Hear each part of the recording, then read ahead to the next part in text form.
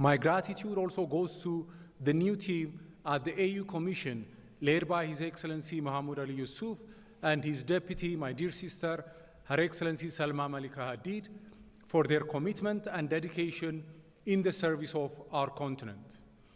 As we gather here today, sitting under the umbrella of our union, which was established with the purpose of achieving political independence and economic integration, we are reminded of the importance of unity for our collective security, independence, and prosperity. This past year, we have witnessed mixed developments in our continent. It is encouraging to note that we stood together to promote a common position with regard to UN Security Council reform, climate justice, and the reform of the global financial architecture. A common position on these matters was on display, in particular, in the first G20 held on African soil in South Africa, Pretoria. Several elections have also been held throughout our continent. The Republic of Guinea and the Republic of Gabon have also rejoined our union through the restoration of constitutional order. More and more countries are also relying on the AU Commission for electoral support and observation missions. These are some of the positive developments we need to consolidate and build upon. On the other hand, our continent is still grappling with incidents of unconstitutional change of government, which are undermining the normative foundations of our union. The evolving geopolitical landscape in which multilateralism and global cooperation are being eroded is also adversely affecting peace and security in our continent. Fierce competition for technological supremacy, control of critical mineral resources, and major logistics routes are becoming a dominant feature of international relations. Trade and economic cooperation are becoming subordinated to political and security considerations. In this context, many big and middle powers are viewing Africa as a site for their competition and as an instrument of their ambitions. Unfortunately, a mentality of domination, extraction, and exploitation still colors the prism through which many external actors view our continent. African unity must be real, and African Union must be strong if we are to defend our continent from predatory moves that might come from all corners. What we need is not mere charity or goodwill of others, but true partnership, and that, more than anything, requires true strength which emanates from unity. Therefore, I hope that this session of the Executive Council will contribute to bolstering our unity and revitalizing our commitment to our shared objectives. Excellencies, this is also a moment to reflect on the economic and social developments of the past year. In 2025, Africa strengthened its regional integration through Agenda 2063 and the African Continental Free Trade Area.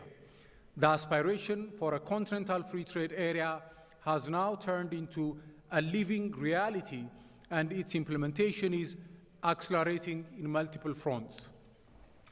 There have also been progresses in strengthening primary health care, improving our agricultural productivity, and tackling climate change.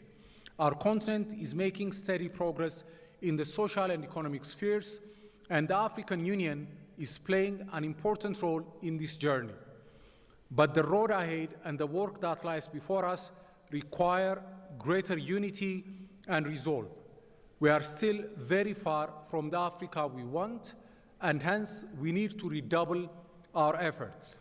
Excellencies, ladies and gentlemen, in the coming years, Africa's common voice must uphold African ownership of African solutions by defending peace, constitutional order, and sovereignty through strong continental leadership.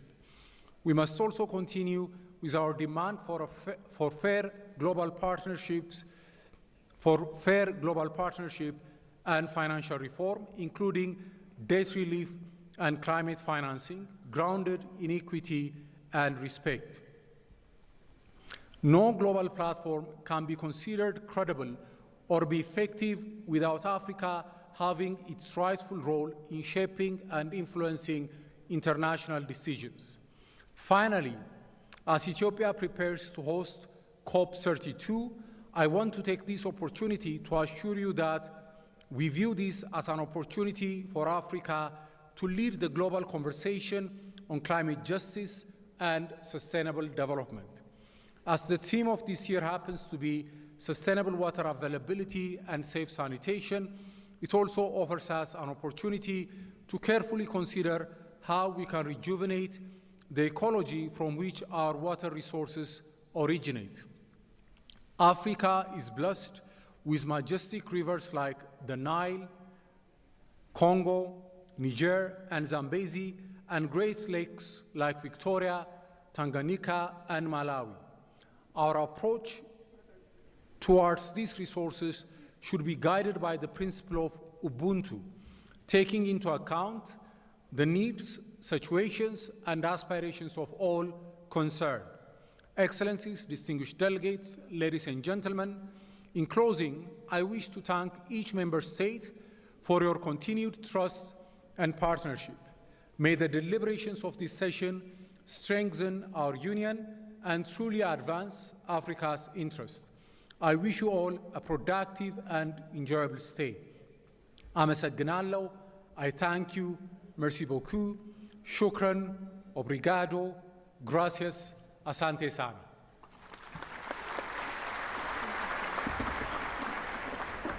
Merci, Votre Excellence, et j'ai maintenant le plaisir d'inviter Son Excellence Claver Gatete, secrétaire général adjoint et secrétaire exécutif de la Commission économique des Nations Unies pour l'Afrique, à prononcer son discours. Excellence, vous avez la parole.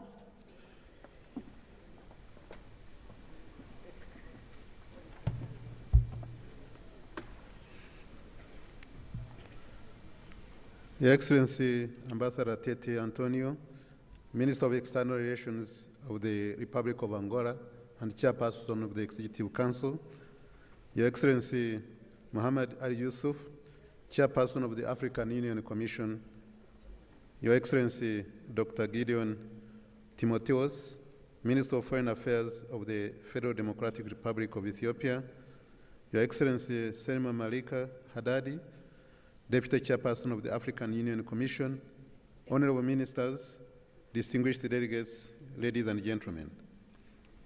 It is an honor to address the 48th Ordinary Session of the Executive Council. On behalf of the United Nations Economic Commission for Africa, I thank the government and people of Ethiopia, our gracious host, and commend the African Union Commission for convening us at this critical moment for our continent. Indeed, we meet at a time of profound economic transition. As we speak, global growth is slowing, trade tensions are intensifying, and supply chains are being reorganized. Furthermore, capital has become more expensive, and development assistance that was once a predictable pillar of support is declining. This is exacerbated by a worsening security situation and persistent climate change. We are witnessing a transition to a world economy organized around industrial strategy, geopolitical competition, and control of key resources. In short, the rules of development are changing. For decades, developing countries relied on an external model: export raw materials, import manufactured goods, and finance development through concessional flows. But that model is no longer viable. The implication for Africa is clear. Our development can no longer depend primarily on external conditions. It must increasingly be organized around our own continental economic system. Across the continent, African governments are managing tighter fiscal space, higher borrowing costs, and limited credit ratings.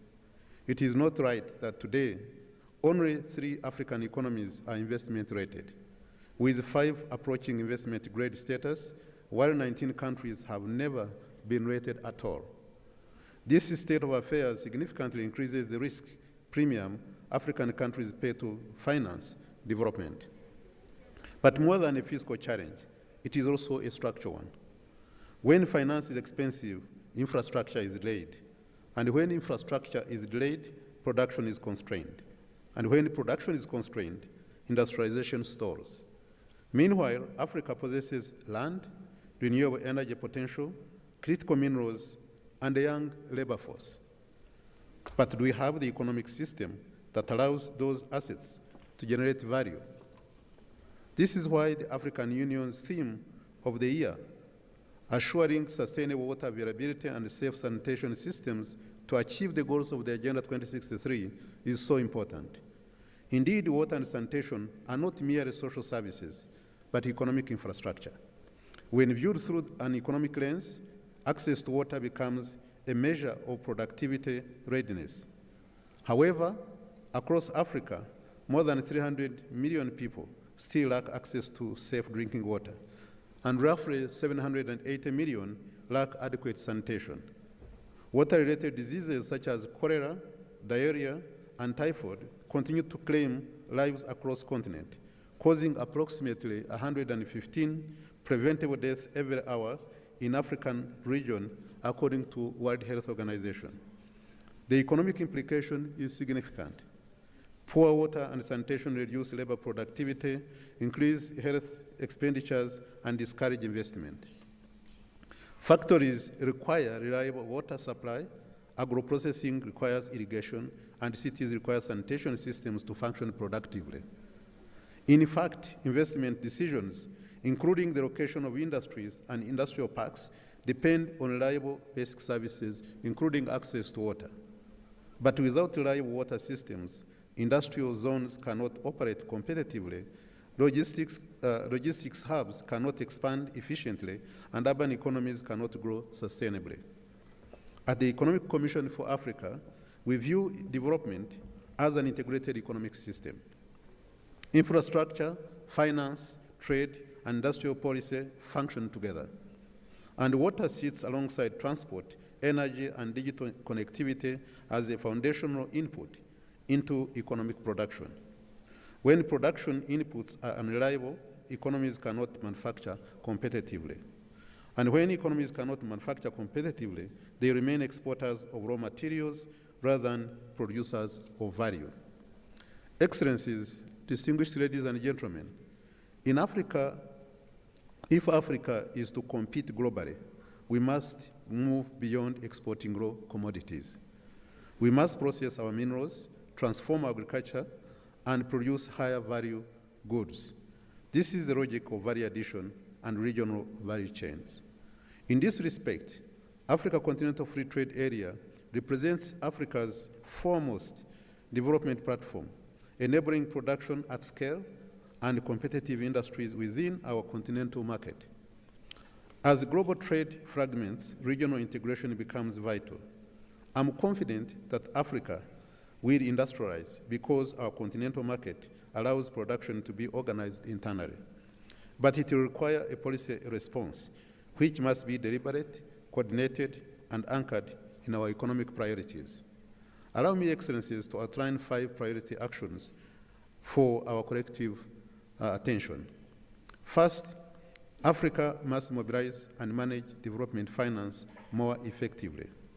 To this end, we should strengthen domestic resource mobilization, as mentioned by the chairperson, improve public financial management, and enhance credit credibility so that African countries can access capital markets on fairer terms and reduce the cost of infrastructure financing.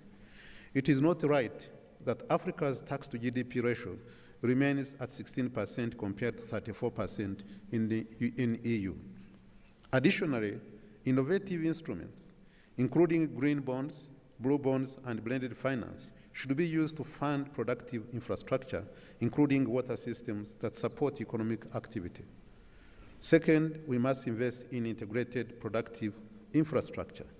Water systems should be planned alongside transport corridors, ports, energy networks, and digital infrastructure so that they support industrial parks, logistics hubs, and productive cities rather than operate as an isolated sectoral project. Third, we must accelerate value addition through regional value chains under the Africa Continental Free Trade Area.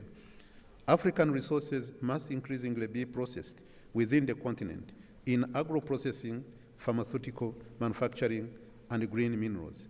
This will allow our trade to move from raw exports to industrial exports. Fourth, we must deepen continental market integration. This requires full implementation of the Africa Continental Free Trade Area, including the removal of tariff and non-tariff barriers and the harmonization of standards.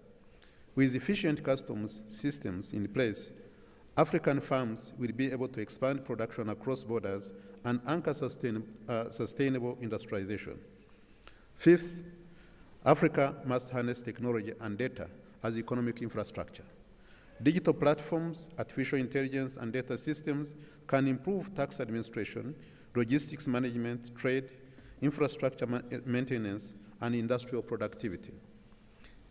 Investing in digital public infrastructure will strengthen state capacity and enable more competitive economies. Excellencies, distinguished delegates, Africa possesses the assets, the resources, markets, and demographic momentum to achieve structural transformation. What we must now build is coordination.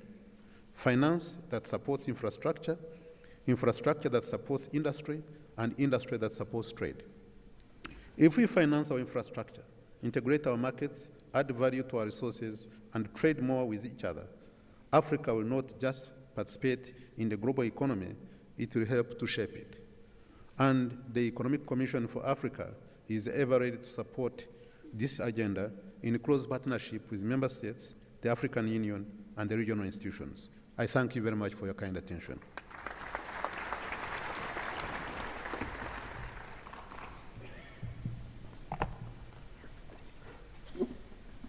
Merci, Votre Excellence. Et maintenant, c'est avec un immense plaisir que j'invite Son Excellence Tete Antonio, ministre des Relations extérieures de la République d'Angola et président du Conseil exécutif de l'Union africaine, à prononcer son allocution. Excellence, vous avez la parole.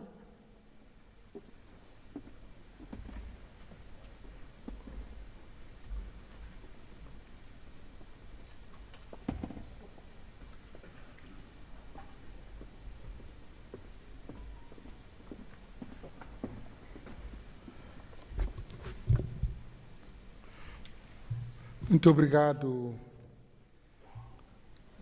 por me passar a palavra, Excelência Gédio Timoteus, Ministro de Negócios Estrangeiros da República Democrática Federal da Etiópia, Excelências, Senhores Ministros e membros do Conselho Executivo da União, Sua Excelência Mahmoud Ali Yusuf, nosso caro irmão, Presidente da Comissão da União Africana, Sua Excelência Clavé Gatete, Secretário Executivo da UNECA, nosso caro irmão, distinta Senhora Vice-Presidente da Comissão da União Africana, distintos comissários da Comissão da União Africana, distintos chefes e representantes dos órgãos da União Africana, distintos chefes executivo e representante das comunidades econômicas regionais e mecanismos regionais,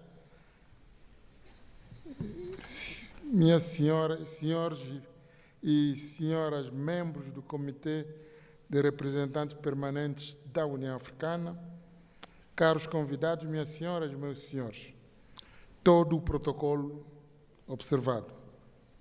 Gostaria de saudar especialmente os colegas que se juntam a nós pela primeira vez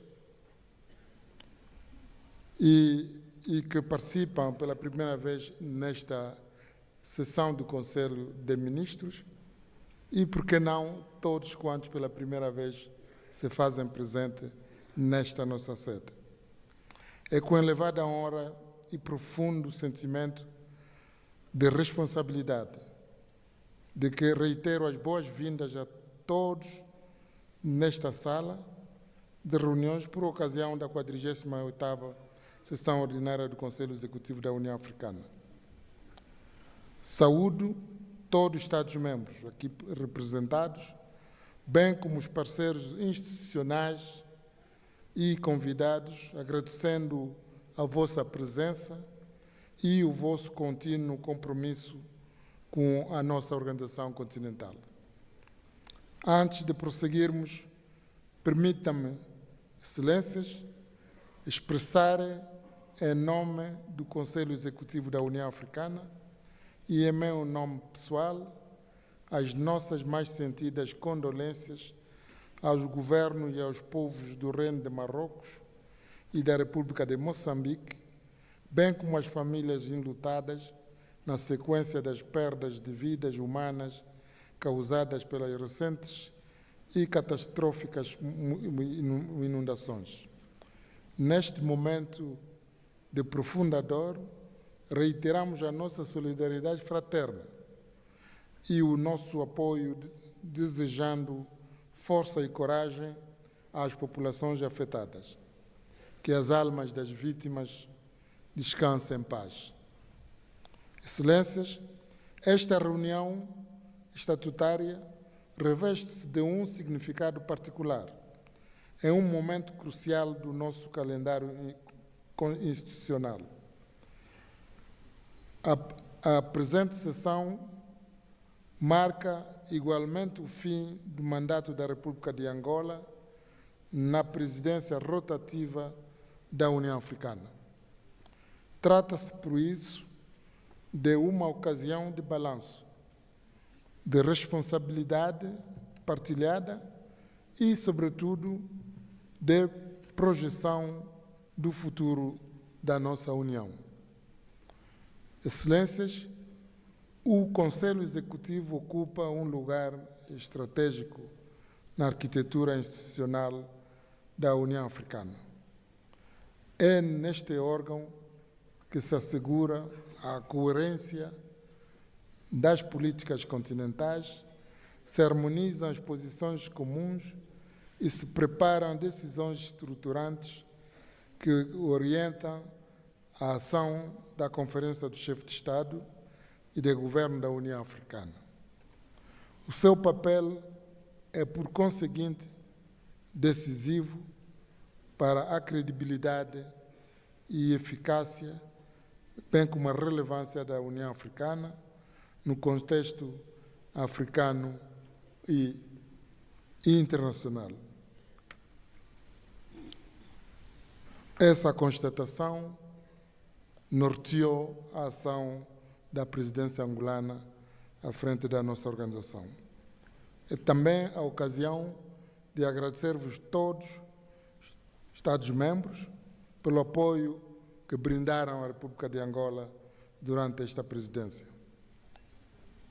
Profunda gratidão ao nosso irmão, presidente da Comissão, a vice-presidente, aos comissários, bem como todo o elenco da Comissão da União Africana, que sem tréguas apoiaram a presidência da República de Angola. Ao longo do seu exercício na presidência do Conselho Executivo, a República de Angola pautou a sua atuação por uma abordagem pragmática, inclusiva e orientada para os resultados. No plano das sessões ordinárias, presidimos a 47ª sessão do Conselho Executivo da União Africana, cujos objetivos foram alcançados com sucesso graças ao apoio e empenho de todos os Estados-membros da nossa União. Estamos agora na 48ª sessão, com a determinação de concluir de forma responsável os dossiês pendentes e de lançar bases sólidas para as etapas subsequentes do nosso trabalho coletivo. No domínio das reformas estruturais da União Africana, registramos os avanços significativos.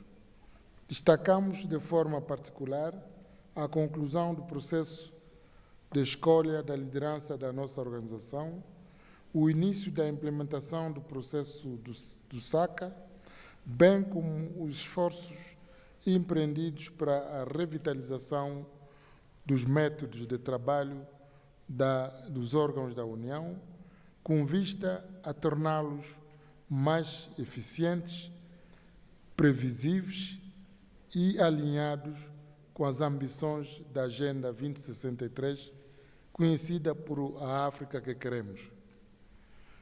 Minhas senhoras, meus senhores, no quadro do multilateralismo, Angola promoveu uma diplomacia ativa e construtiva, contribuindo para a realização de importantes encontros ministeriais que criaram condições políticas para a realização da TICAD 9, em Yokohama, no Japão, bem como a 7ª Cimeira União Africana, União Europeia, acolhida em Luanda, República de Angola. Estes momentos reforçaram a voz da África nos fóruns globais e consolidaram parcerias estratégicas baseadas no respeito mútuo e em interesses comuns.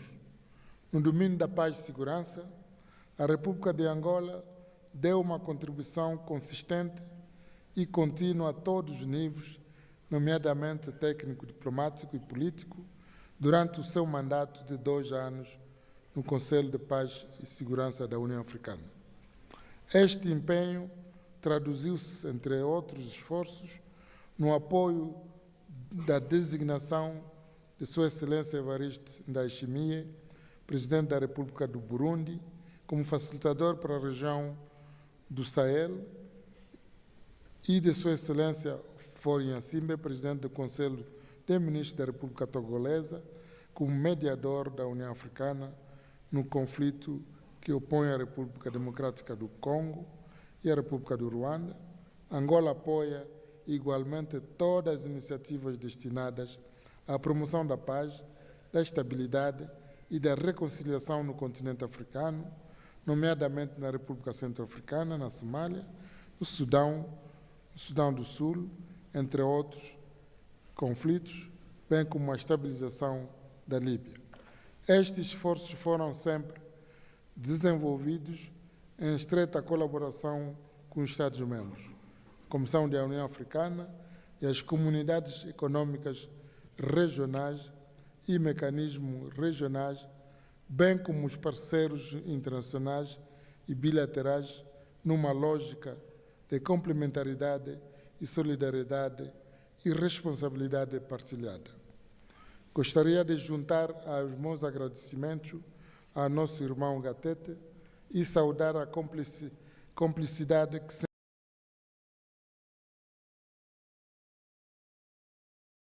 União Africana.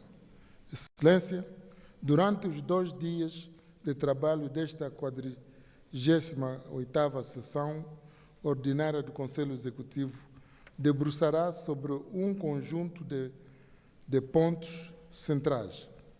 Analisará, em primeiro lugar, os relatórios da 51ª Sessão Ordinária do Comitê de Representantes Permanentes, bem como a participação da União Africana no G20, refletirá sobre o posicionamento e estratégico do nosso continente nas instâncias de governação global.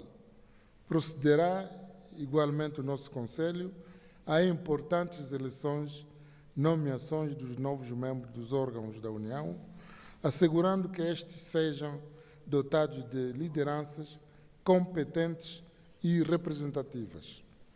Serão analisados os progressos na implementação das decisões relativas ao processo SACA, a apreciação dos instrumentos jurídicos e os relatórios dos comitês ministeriais especializados, com destaque para os relativos, sim, às contribuições financeiras, às candidaturas africanas no sistema internacional e o acompanhamento da Agenda 2063.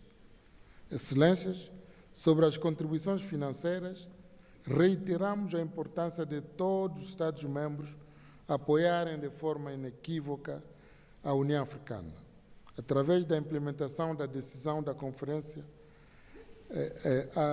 AU de dezembro, decisão, aliás, 938 da 38ª sessão da nossa União, de fevereiro de 2025, que mandatou a Comissão a formular uma nova escala de avaliação para apreciação e adoção pela Conferência de Chefes de Estado e de Governo em fevereiro de 2026, em conformidade com o devido processo. Excelências, a escala de avaliação atualmente em vigor encontra-se totalmente desatualizada, sendo, por isso, necessária a adoção de uma nova escala assente nos princípios da solidariedade, equidade e capacidade de pagamento. As opções propostas pelos técnicos do F15, em particular a opção 3 e 4, permitem uma distribuição mais equilibrada das contribuições, reforçam a resiliência financeira e apoiam o alcance das metas de Joanesburgo de autofinanciamento da nossa organização. Importa enfatizar que a decisão da República de Angola em permanecer no nível Tier 1 para o ciclo de 2027-2029 facilita o consenso, tornando assim necessária a harmonização das opções apresentadas. Excelências, reafirmamos assim o nosso firme compromisso com o fortalecimento institucional da organização, com uma União Africana mais sustentável, solidária e capaz de responder às prioridades do continente num espírito de responsabilidade partilhada e cooperação entre os Estados-membros. Por fim, prepararemos a agenda e as decisões da 39ª sessão ordinária da Conferência do Chefe de Estado e de Governo, que exigem a sua prévia apreciação e adoção pela sessão do Conselho Executivo. Excelências, minhas senhoras e meus senhores, é neste contexto que apelo o engajamento ativo, a colaboração construtiva e ao sentido de responsabilidade de todos os Estados-membros para que possamos assegurar um bom desempenho dos nossos trabalhos e o cumprimento das tarefas que nos estão confiadas. Apelo, igualmente, à flexibilidade, ao diálogo e à compreensão mútua, particularmente na abordagem dos dossiês mais sensíveis, cujas decisões terão impactos duradouros sobre o futuro do nosso continente.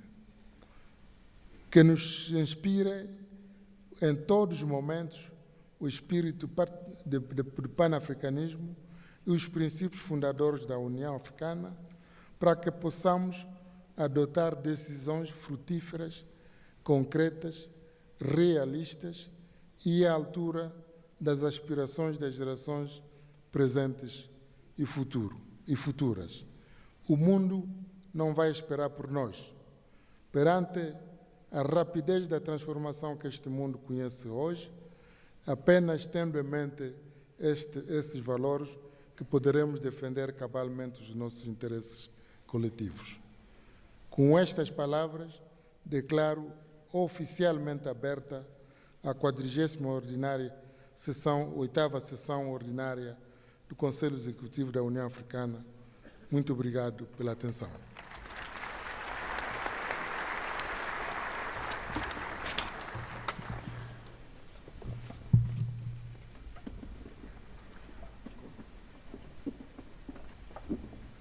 Excellences, Mesdames et Messieurs, permettez-moi maintenant de passer à la photo de famille et pour cette fin, je demande aux autres délégués de bien vouloir rester à leurs places respectives pour assurer la bonne organisation de la photo.